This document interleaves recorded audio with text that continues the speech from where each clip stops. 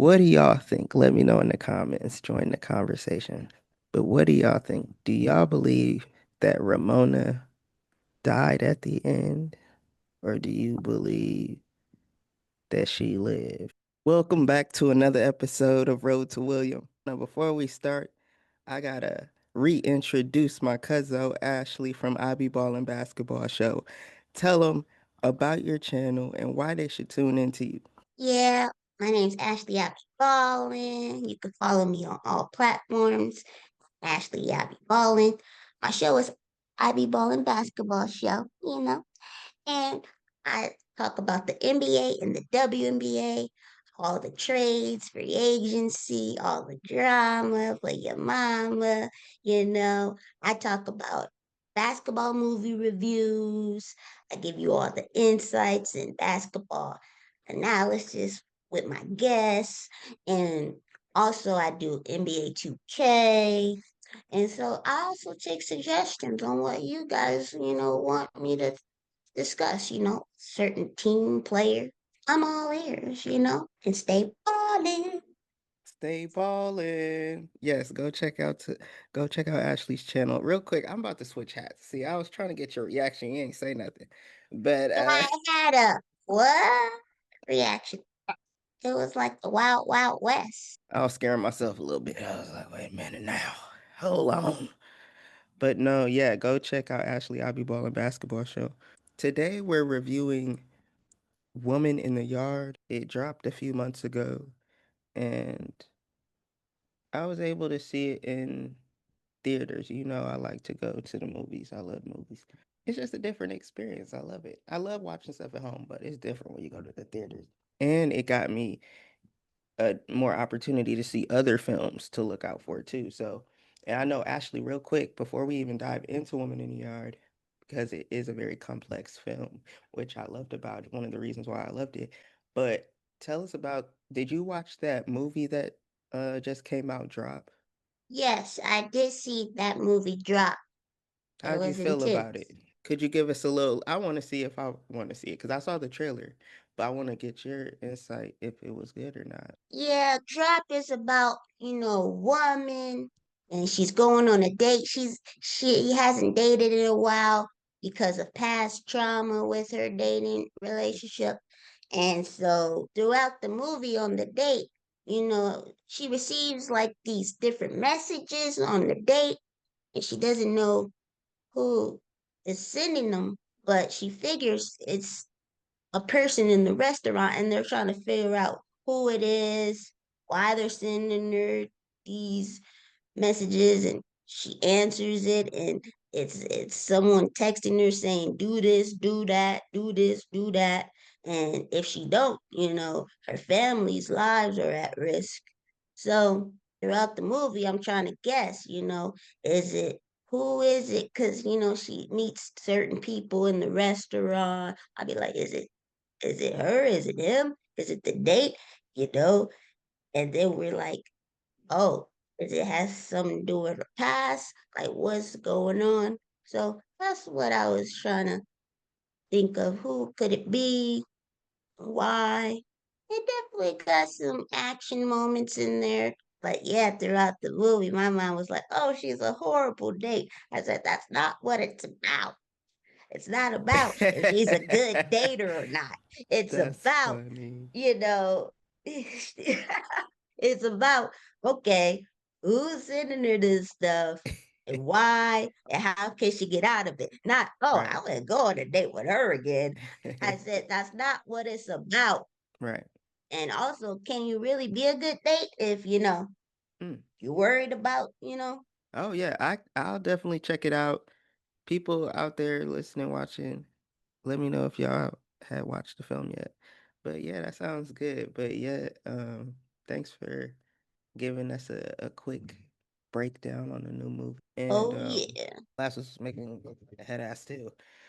But I wanted to start with this film, Woman in the Yard. So I saw the trailer, really confused, didn't know what to expect. And I kind of accidentally went on Reddit and saw kind of people's thoughts on it. And I was just like, interesting. But I didn't get spoiled. It was just how people felt about the film. a lot of people aren't taking the genre serious. Like what genre it's put in, horror, they're not taking it serious. They never do. Like Get Out. No, they didn't take that serious. Like, but it's also once it's out there, and so you can't really control who receives that information. So that's another eerie thing about it. But how did you feel about this film, Woman in the Yard? What were your expectations before going seeing the film, just based off the trailer? What got you to the going to see it? What got me to go see it is I want to know who the woman in the yard is too, you know. And also, I like black movies, but I also like black horror movies because, like, when it's a black family, because usually, like in other horror films, the black person dies first, but when it's when it's the main characters are black, it's gonna be a little different. But also, I like the actress, because I seen her in a lot of stuff, and obviously we learned she was in Have and Have Nots, and she's the main one that's been doing big things Hold since. on right there. Put a pin in it because I was trying to figure out who she is then because you're like, no, she wasn't the mother. Okay, then who did she play? Who did she play in Having Have Nots?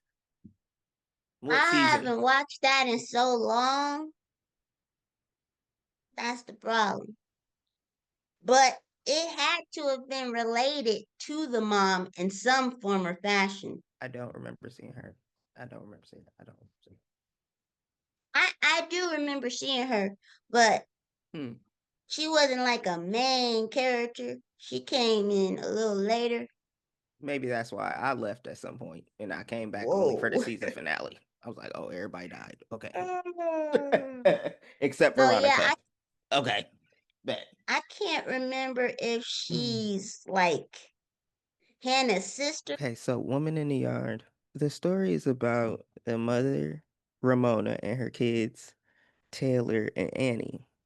And it starts off with them. Oh, first off, being in the theaters, the sounds, you can hear like you feel like you can hear them trying to start the car and opening and slamming the doors. That's what I love the effects on. Oh, but then it's that morning. Oh, it actually starts with Charles. No. Okay. This is not Charles. This is not Charles. Okay. This is David. Okay? He's David. But in my mind, he's always Charles. But anyways, it's David and Ramona in the bed in the morning, and it's like they've accomplished all they've ever wanted. I never thought of it like that, where it's like they're at the peak of their what success, and then it's like, then what? But and they just want to be in this moment. They don't care about anything else. They don't even care about their kids. They're like, I just want to be in this bed with you, because think about it. That's that dream could have been all of the kids in it with them, and they're having a good time somewhere. It was they didn't even care about them kids. Okay, they were like, it's just us in this bed. I just want this forever, and that comes later on in the film, but just starting from the beginning, the morning, and seeing their routine, I noticed that Ramona passed off a lot of the parenting duties off to her son, Taylor. And he looked about what, 12, 13, maybe preteen age. His dome ain't fully developed.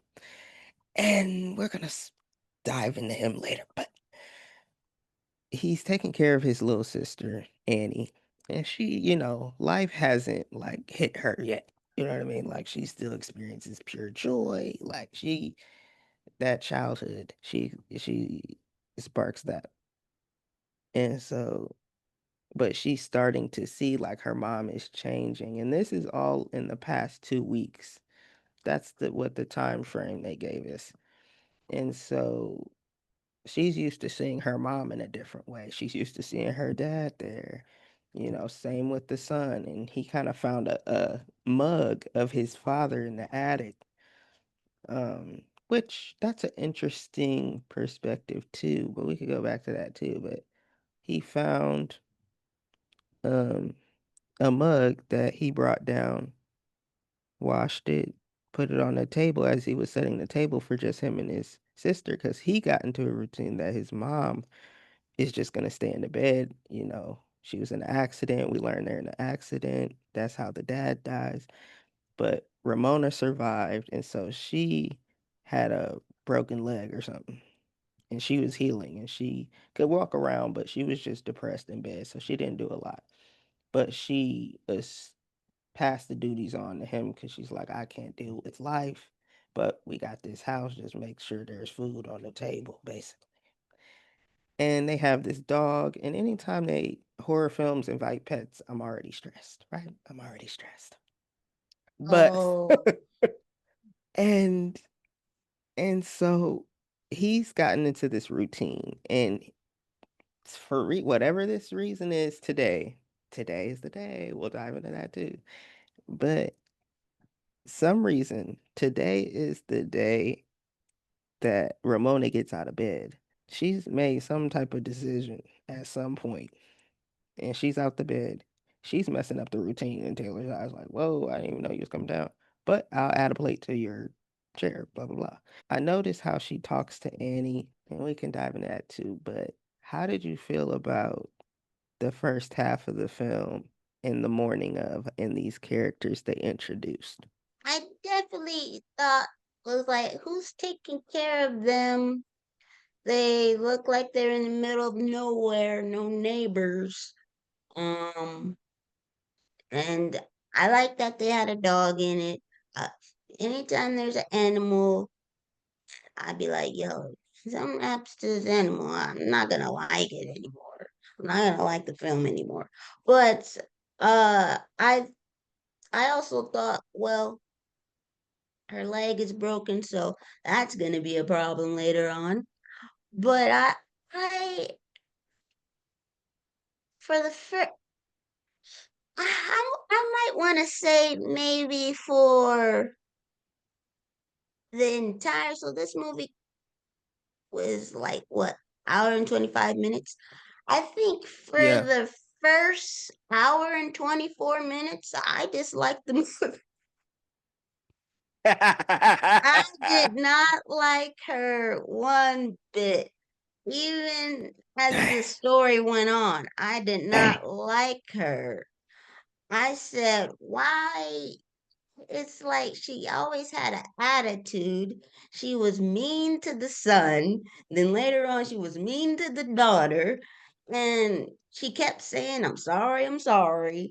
And I'm like, you're not sorry because you keep doing it.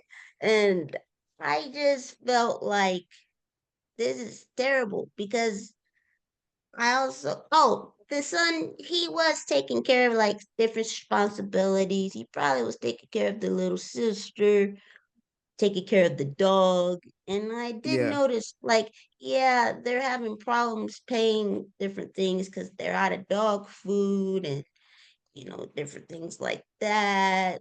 And so I was like, and also, you do find out that, the dad died, so that's why he's not in the picture anymore.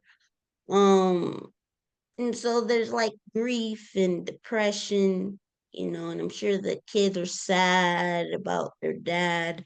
And they just seem like they're trying to make the best of this situation. But her character was not likable at all to me. I said, what is wrong with this girl?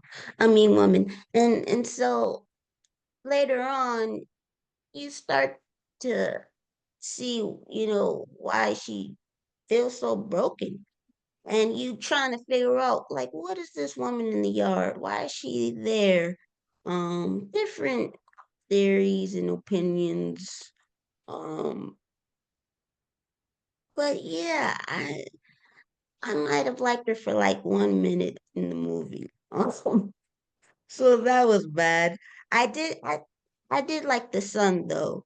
Um he was like your typical teenage boy who I thought he tried to step up as much as he could because he's like, okay, dad's gone. I got to be the man of the house now.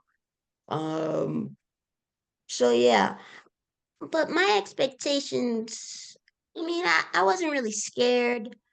I was just trying to figure out what's going on type of thing. Ramona's character, I think because okay, so this is what people said on Reddit quick. They're basically saying it's a mental health movie, right? And then that kind of got me in like, what the heck am I getting myself into? Right? And somebody was like, yeah, if you're struggling already, stressed, I wouldn't recommend it. I'm like, oh my God, what's going on? And so, and then, but really, people were saying, I don't think she wanted to be a mother or a wife. And that's what that whole, like, that last date they had, Ramona and David, like, he was giving her his all, like, and that goes to show you, like, when it comes to, it don't care if it's a marriage, whatever relationship you're building with, like, you have to make sure you're doing what you want to do, not just pleasing, you know, or not pleasing that other person because it's like, yes, she could have these issues, but it's like no one really talked about therapy. There was because there's still this stigma on it. I think more and more, especially our generation and behind, are like starting to start the conversation more. But I think they're not from that time. They're still coming from the time of like that's not really heard of. You're telling people business, you who, da, da, da. So it's still a stigma. But I think if that was introduced, maybe we could explore that. But I don't know. Do you think she wanted to be married and have kids? Because it felt like the way she was talking to the kids, maybe that was her only outlet because they were out in the middle of nowhere. But that doesn't give her a right. But it just feels like y'all isolated yourselves to a point where it's like I don't think any of y'all wanted that because the kids had friends and a community. But it's like if you're trying to uphold this like image, you know, then what are we doing? But how did you feel about that take? Well, they kept replaying this conversation that they had in the bed about their future. And it seemed like that might have been when she was happy, is when it was just them in the bed, because we didn't see no kids in the bed with them. So maybe that's it. But also when they showed the night of the crash and they were kind of like eating dinner, she looked pissed. I said, "What's wrong with her?" And I said, she looked so mad and angry at David. Like, who do you like? Do you like the kids? Do you like David? So she was definitely upset about, her life and the move and he was like, I thought you were happy, the kids and I and stuff like that. But I don't know what would make her happy. And also with the crash, she's clearly not thinking clearly, because when you have kids, at some point when you have kids, well, even in a marriage, you gotta stop thinking just about yourself. It takes compromise, and I don't know if she was willing to compromise. And that's the thing. So like therapy, with black people, it's a stigma and people don't really talk about it, and if you are in therapy, you don't really say nothing to anyone. And some people are like, because, like our ancestors, they weren't in therapy. They were, in cotton fields, so they couldn't get therapy. But now we can. And also, I think, you got it. All the resources you need, you got to go get them. And so I hope after the movie she gets them because I don't think she was getting it, during the movie because she just thought she was an unhappy person. And I get that it's about mental health.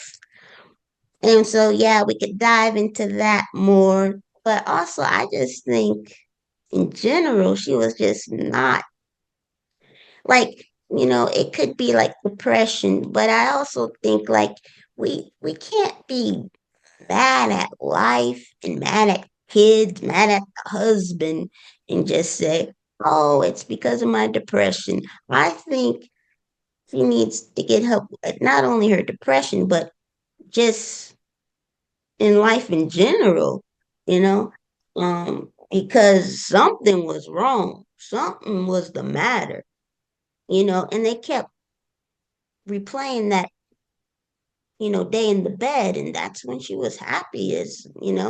So I don't know if they had kids by mistake. I don't know. But, and Mhm. also, hopefully, maybe they move to a better area too. One where it has more neighbors and stuff. Maybe that'll make her happy. Something has to change. Lifestyle, or I don't even know if it was summer. Are they homeschooled? Get the kids back in school. You need to join some clubs, get some yoga. She needs Mhm. some friends. But yeah, it is. I do love these type of movies though, because some people are like, no, just leave it, just let it be horror film, just let it be a horror film. But sometimes the horror brings you in, and then they have Mhm. different messages. And Mhm. it was like Sinners, where Sinners was like vampires and horror and blood, but really there was hidden messages, and this is a hidden message too about Mhm. depression, mental health. The Halle Berry movie that came out last year called Don't Let Go, that was good too. That's a scary movie too, but it also has themes of mental health. That Oh, was okay. good. It was really Mhm. good. And I thought the kids acted phenomenal in there. But Mhm. you didn't know it was a mental health movie until the movie kept going and going. You thought, okay, Right. this is a scary movie. But then Mhm. later on, you find out, oh, okay. So Mhm. I do like that they're doing that, because if people say, oh, yeah, this is a mental health movie, no one's going to see it. No one's going to go see it. But if you say horror, okay, people going to see it, and we going to get the message later in the end. There Mhm. was a part that was a little creepy. I'm not going to lie. It wasn't scary, but it was like, oh my goodness, this is a little uncomfortable. But Right. it was when, she had the gun to her face and stuff. It was just, it Oh. looked it very scary, like yikes. So, but I did Mhm. like how they did it. I did like how they did it. Um, because we actually see two perspectives. We see, because my mom was like, "Oh, I think it's her under that, you know, in the costume. I think it's her." But I was like, "I don't know. It might look like her, but I don't know if it's her." And we find out, Mhm. because the lady revealed her face, but we still like, we Mm. don't know this lady. Who is this lady? And she's like, "You called me." And I said, is she into some witchcraft or something? But she did say, give me strength. And then my mom was like, no, because that's what people say to God, give me strength, stuff like that. But, you know, eventually I think it's, some type of evil. It could be a demon, it could be a bad spirit, it could be a suicide, it could be depression. I think the lady in the yard was her depression, trying to take her out, trying to get her to commit suicide, and try to, get her to take her life. I think that's what the metaphor was. What do you think? I also thought that it was some form of something outside of Ramona that she has been manifesting. And it also goes as a reference is like when you manifest things or ask for things, maybe you speaking to God or some whatever you believe in, the opposite of that. also hears, also knows, and can respond. And that's what people were saying in Sinners too. Like, they'll say whatever you want to hear to get you in. They'll even empathize with you. Like, oh yeah, that's terrible, and they'll tell you their story, and next thing you know, you're dancing in the dark to some of the songs wasn't hitting like that. I'm like, it wasn't hitting before. And I was like, dang, what if Sam went out there? I was like, I imagine what that would sound like. But that's terrible. But no, I also think she is very gorgeous. That woman underneath the thing, I was like, look at her now, okay. But it's also at a bad time, girl. You know what I mean? Like what? I also wanted to talk about the woman and Taylor because he went outside to go protect his family, Annie and his mom, Ramona. So I was saying I wanted to dive into the conversation with the woman and Taylor because he stepped outside with the shotgun to confront her and see why she was at the family's doorstep. I do love these type of movies though, because some people are like, no, just leave it, just let it be horror film, just let it be a horror film. But sometimes the horror brings you in, and then they have Mhm, different messages. And mhm, it was like Sinners, where Sinners was like vampires and horror and blood, but really there was hidden messages, and this is a hidden message too about mhm. The mom already knows why, but she had been telling a fib. She been telling a lie about why she's out there, and she's like, "Oh, she's just a crazy lady, off her meds," which is a crazy reference because it's like, girl, it's a crazy reference because she was also battling with something, and she wasn't getting help for that. She was only getting help for the pain. But I wanted to dive deeper into what she was telling him because I feel like she had referenced that they're not really, I don't know, they're not really each other's, like, they don't have the same father. I'm just saying. That's what I got. Because he had said something about his dad, and she was like, I don't know. I don't know. It meant multiple things. I don't know if you thought of that or what, but I kind of felt like it was even more we could have dived deeper into that. I think she could have explored more into that. But how did you feel when Taylor went out there? What were you thinking? I thought he was the smartest person in the whole film. I was like, um, not only did I not like Ramona, but I'm like, yo, all the things he's saying to do, you should do, Ramona. Go get the gun, Ramona. No, she didn't want to get the gun. Get in the car. She didn't want to get in the car, and I don't know, and I just thought he was the smartest person in the film. And I was like, you're supposed to be the smart one. You're the parent, Ramona. The woman in the combo, it's like, I also think like the woman, if you notice, she was sort of like she turned into like a big shadow. And sometimes like people do feel like there's a big shadow over them, and something's weighing on them or hovering over them. Cause I think even when the dog was barking, he turned into some big shadow. So it's like Ramona was like hiding something, and eventually it's just gonna take all over. It took all over the house. They were like, close the blinds. He felt like, since okay, the dad died, he needs to take on more responsibility, but also he wants to know more things, and he wants to know the truth, and he knows, like, he even said, oh, she's on crazy pills. So maybe he knew the mom was a little, you know mentally ill, but I don't think she was taking them. Maybe she stopped. So I don't know. But eventually He even locked the mom in the uh in the house, in this room and stuff. And even the daughter Annie was scared to even try to help the mom because Annie was like, "Is that really the mom?" But um, I feel like the woman was telling him the truth, but the mom wasn't. So how do you know this lady, and why is she telling me things and you're not?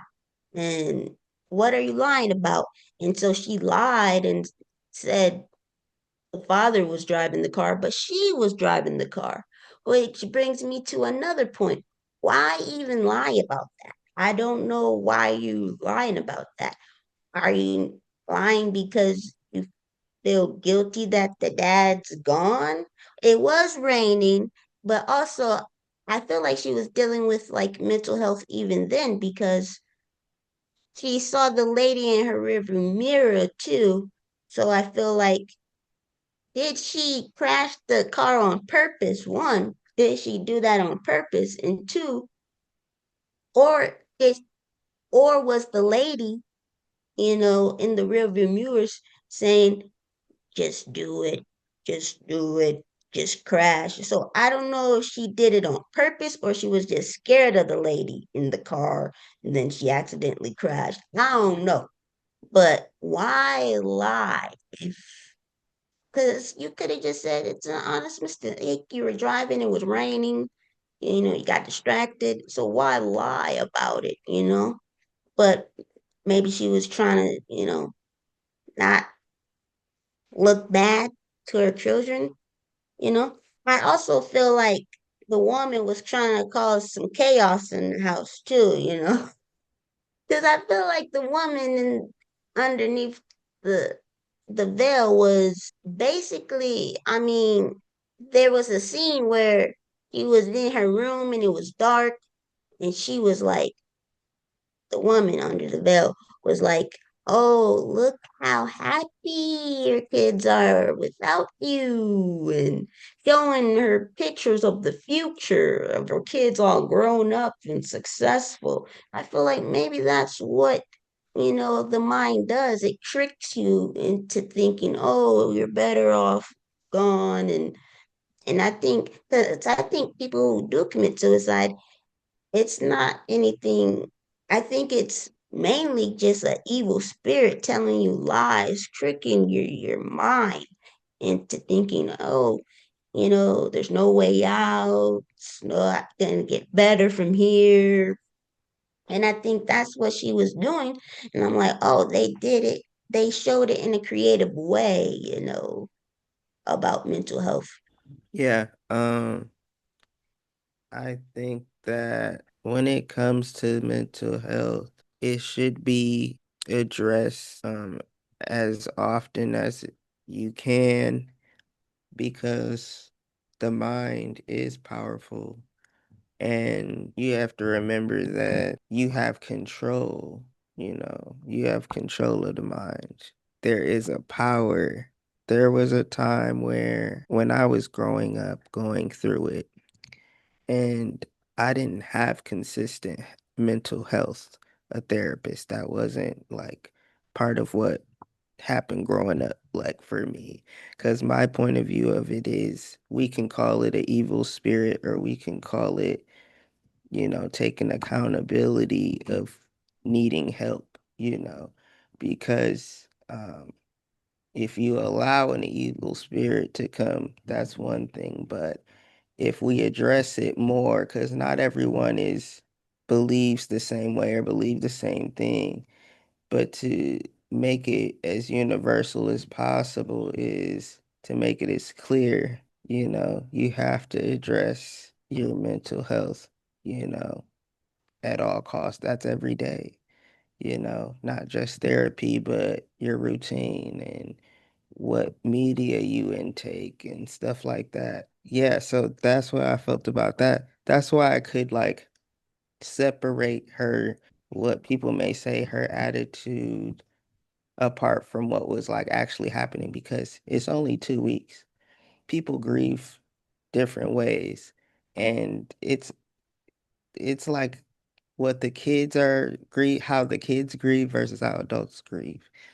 And like the kids were like, well, look, long as we have something consistent upkeep, we'll be fine. Like Raising Cain in this past season, like Rock was saying something to her mom, like, because the mom was like getting all her kids together. She basically was saying, look, after their father died, he was like, I didn't know how to be a perfect mother. And Rock was like, we just needed you to be a mother. Like, and I think that goes to show with this, like, they didn't need anything perfect. They just needed her there. But because she was absent, Taylor had to be that mother, and I'm your father. People say a lot. And so, um, but that's just what happens. We see that a lot in real life, and they show it in films like The Shy, because sometimes, you know, this is the first time they kind of, that's why I like the film, because it's like it's not your like typical, oh, she was on drugs and then the daddy wasn't shit. He was beating on her. He was like, oh my God. Like,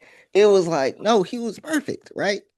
You know, it was that picture perfect, okay, now, dream people may have, right? I think this is a good film because it showed you a totally different light how to address things. And I'm glad it wasn't her underneath. Like at one part they showed like her, but like I'm like, I like that it wasn't her because you constantly change. And if you stay the same, like them demons or what people call will arise, those issues will still arise if you don't address them head on. At the end, I wanted to, we can leave it off here, but I just wanted to specify. What do y'all think? Let me know in the comments. Join the conversation. But what do y'all think? Do y'all believe that Ramona died at the end, or do you believe that she lived? And I'm gonna ask you because of the same thing. I think she lived. It was I think she lived because so that was it was a little creepy when she was you know, that scene with the gun. It was a little creepy. I'm like, what's going on? So eventually there was definitely because so the woman, at the end it seemed like the woman that looked like a shadow went inside Ramona at one point. And so I feel like that was the film saying, okay, you gotta not necessarily kill yourself, not kill yourself, that's the opposite of what they want. I feel like they tried to kill whatever was bad, a bad thought, bad spirit, whatever you believe in, Um, I don't because I was waiting to hear a gunshot. I never heard the gunshot. And then she came out and all of a sudden she was like really nice. And I'm like, where was this? And because I actually thought she had sent her kids away at one point because I think she was contemplating, ending it all. And then she came out and her kids were coming back too. Cause I think that kid, the boy Taylor, realized I better go back to see what's going on. So the kids never really left and she was really nice at the end. So I was like, well, maybe she just killed that bad spirit. Not saying she won't never have problems anymore, but it's gonna take time. So I think maybe she got back on pills and the right medicine. And sometimes I think some people don't like therapy because they think it's just talking and they think like because sometimes you gotta one person may not be the right therapist for you. It sometimes takes time. You got to try out different, you know, you have to try out different therapists. And sometimes people like, oh, I don't want to take any pills. You don't have to, you can try some out and see if it helps you. You don't have to. But I don't think she died at the end because did you hear a gunshot? I didn't hear a gunshot, so I just assumed she healed the spirit mentally. I don't because I didn't hear no gunshot. I was waiting to hear a gunshot if she was gonna kill herself, but she didn't. And I also feel like they was trying to show us that even she was under the veil one point. Ramona was under the veil one point, and it was like they had switched almost. Like the woman was in Ramona, and Ramona was under the veil, and it's almost like them was saying sometimes, because you know how some people are like, oh, we're one with each other. Sometimes that can happen where, you become one, like a soul tie. You gotta untie that soul, throw it away. um, it's similar to like some people believe in voodoo and how ghosts can get in you, or the scary movies where they try to talk to the dead, and all of a sudden the dead is inside that human body now. So it could be different meanings. What do you think? I think she lived because I will say her being happy go lucky is kind of a jump. It is a stretch that she could have. I mean, that is a stretch. Like, what happened, girl? You good? Maybe she hit the blunt. I don't know. You know what I'm saying? Like, because I don't know where that came from either. That can be why people are like, no, ain't no way you flip the switch like that. This is this like perfect life that you wish your kids could have. You believed in those thoughts that you're better off. That's the thing about when you're contemplating it with your life. Like, you do believe you're a burden. You feel like you're better off without, you feel like people will be better off without you. That is a real thing. And you have to really be mentally strong to and have different ways that your therapist and you have gone through to give you certain cues to do certain things to bring you back and not go off the edge. But if you're not surrounded by that or don't have information like that, or you don't want to seek and search it, then in those times when it arrives, you're not going to have those things to.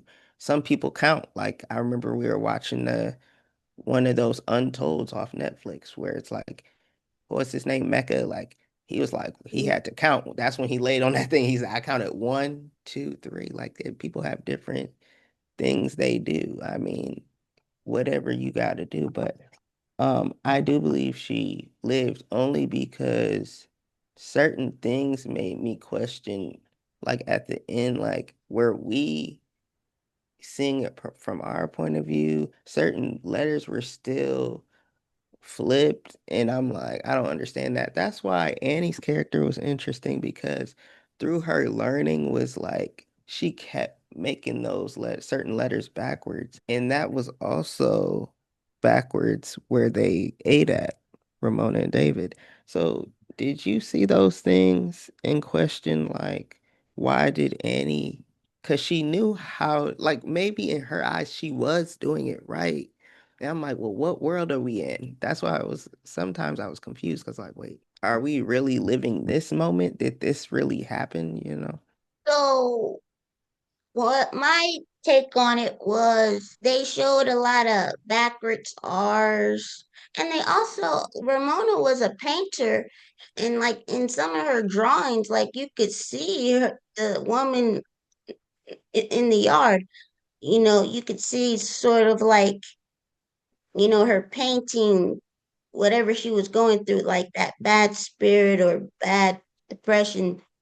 And there was even a painting where Ramona was like doing this like at the door, like or something like that, and then the lady's face was in front or something like that. But this is what I think. Also, I was like, Ramona, why are you getting mad at her? She exploded on that girl. I said, just because her arm is backwards, she could have a learning disability or dyslexia for all you know. Why are you doing that to that little girl? But so what I was thinking was, Mm, mm. hood.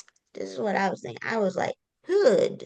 Because sometimes mental illness runs in the family. Hood Annie develop different, you know, tendencies from her mother Mm, because in the movie, because in the movie Don't Let Go, um, I don't want to spoil it, but in the movie Don't Let Go, it is a little bit about mental health, and there was two sons, and at the end, you kind of could see one of the boys acting like the mama, and I mm, was like, oh, and so could that be it? I don't know, because mm, mm, there was like a scene where Annie was an addict, and she was like, the woman in the yard was like, "Oh, I'm your mommy. Yeah, come to me. Yeah." So also kids, kids see a lot, but mm, they don't say a lot. So I think could it possibly be, hereditary? And if so, mm, I think the mom should see the signs and get help early, even if it's just talk therapy or a shrink. I don't know what a shrink is, but I hear it a lot in movies. But and also they can do family therapy too. Like, yeah. you know, grieving over a loved one. There's family therapy. Mm, Um so that's what I sort of think. yeah. Because sometimes yeah, Yeah. yeah. I think Taylor would have a mind to be like, you know what, bump this. We need to go back. Because he had that loyalty. That's why I also believed it. But I do believe I may have heard a shot. But I feel like that could have just been for effect. I don't know. Are we in denial? I don't know. But no, I do think she lived though. Because Yeah. we only saw the dark times that they had. We only really saw that morning to judge and base off of if what their life was like. It was like that. But then that moment really happened with, her and her husband. It was the same glow as her husband, and with her kids. Because if she died, I feel like her kids didn't die. She would have just been in that house alone or something. I don't know. But yeah, I do believe she lived. But any last words on the movie? Hopefully it's not the woman in the yard pretending to be Ramona and Ramona is stuck somewhere in another dimension. Uh, I don't know. Uh, I think it's that's just interesting. because, like, backwards R, could it mean we're going backwards or we're flipping reciprocals? And I don't know, rotations. I don't know. But, Hmm. and also, like, when Ramona was in the Ville, she was like, I'm drowning. So it was interesting that we saw both perspectives of Ramona trying to, you know, of Ramona under the veil and also, you know, regular. Hmm. So it was almost like they traded places. So I don't know. Maybe they traded places at the end because Ramona was under the veil at one point. So did they switch Well, places? that's a good I don't know. perspective. I I also don't know. I also wanted to add to that Ramona was in denial of the woman in the yard because that's how she stayed there. But she decided to come closer. Even though she didn't fully accept her, she still knew the truth of her presence. So that's gonna have a hold on you. And like, I think she also represented like when you accept, when you accept it, it's gonna like come into the household, like just like sinners.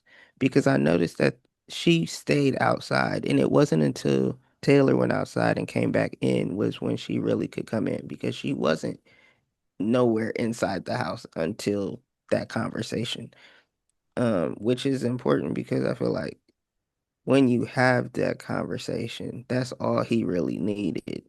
Because he was getting older. You can't really just be like, son him. You can't kid him away like Annie. Like, oh, go play with your crayons. Like, okay, there's no electricity. I don't have the game. But that also was a message for the kids too. Like Kendrick Lamar said, turn the TV off and have a conversation. But yeah, thanks, Cuzzo, for coming on the show again. Uh, to review Woman in the Yard. Go check it out if you haven't seen it already. But yeah, any tell them where to find you and follow you. Find me at on different platforms like Instagram, Threads, X. Ashley, I be balling.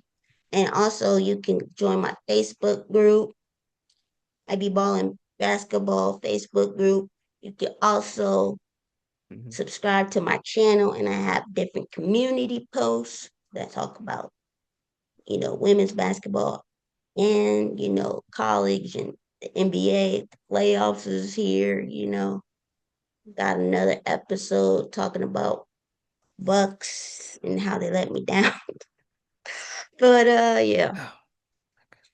Oh, yes, go check out her video. I gotta watch it. I think it drops in a few minutes. So yeah, go check her out. Support the channel. Like, comment, subscribe, and tell us what was your favorite part of the film. But yeah, peace. Peace.